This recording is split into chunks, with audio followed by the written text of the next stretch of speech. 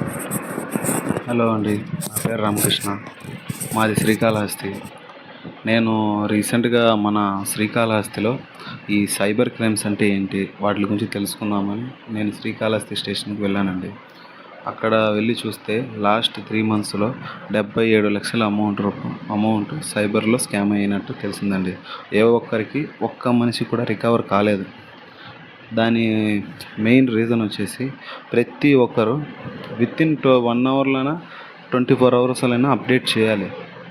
వాళ్ళు ప్రతి ఒక్కరు 1 మంత్ 2 మంత్స్ తర్వాత చేశారు. ఇక్కడ ప్రాబ్లం ఏంటంటే వాళ్ళు ఆ అమౌంట్ డిజిటలైజ్డ్గా ఉన్నంత వరకు వాళ్ళు ఫ్రీజ్ చేయగలుగుతారు. వన్స్ వాళ్ళు వచ్చి హ్యాండ్ తీసేసుకున్నంత వరకు ఇప్పుడున్న సైబర్ వాళ్ళు ఎలా ఏం చేస్తున్నారంటే ఆల్రెడీ వీటి గురించి అంత అవగాహన తెలుసుకొని ఒకేసారి అమౌంట్ విత్డ్రాల్కి తీసుకునేస్తున్నారు. ఒకేసారి వేరే వాళ్ళకి అకౌంట్ నెంబరు అదంతా ఫార్వర్డ్ చేసి అమౌంట్ అనేది డైరెక్ట్గా తీసేసుకుంటున్నారు. లేదు అంటే వేరే వాళ్ళకి ట్రాన్స్ఫర్ చేస్తున్నారు. ట్రాన్స్ఫర్ చేసిన ఆ అమౌంట్ ఏదైతే ఉందో ఫ్రీజ్ అనేది అవుతుంది. రిజాల్వ్ అవ్వాలంటే మీరు కనుక 100% మాకు రిజాల్వ్ కావాలి అనుకున్న వాళ్ళైతే వితిన్ మీరు వేసిన 1 అవర్లో కనుక చేయగలిగితే 1930 కాల్ చేసి అమౌంట్ కనుక మీరు కంప్లైంట్ చేయగలిగితే మీ అమౌంట్ అనేది 100% రీఫండ్ అవుతుంది.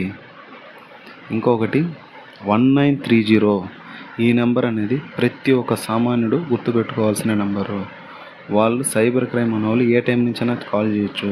మీకు జాబ్స్ పర్పస్ మీద కాల్ చేయొచ్చు, పోలీస్ కేసు అని కాల్ చేయొచ్చు. ప్రతి ఒక్కరు వాళ్ళ ప్లాన్ ప్రకారం దానికి 100% క్లియర్గా దానికి డ్రెస్ కోడింగ్ కానీ దానికి సంబంధించిన ప్రతి ఒక్కటి క్లియర్ కట్గా వాళ్ళు ఎక్స్పీరియన్స్ చేసి మీకు కాల్ చేస్తారు.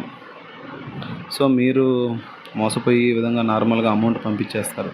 అప్పుడు మీరు వెంటనే రియాక్ట్ అయిన వాళ్ళైతే వితిన్ 1 అవర్లో కనుక మీరు స్టేషన్ కూడా వెళ్ళాల్సిన అవసరం లేదండి. వితిన్ 1 అవర్లో 1930 కాల్ చేయండి. కాల్ చేసి ఈ ప్రాబ్లమ్ అని చెప్తే మీకు వాట్సాప్లో వాళ్ళ వాట్సాప్ ఐడి అనేది మీకు పంపిస్తారు.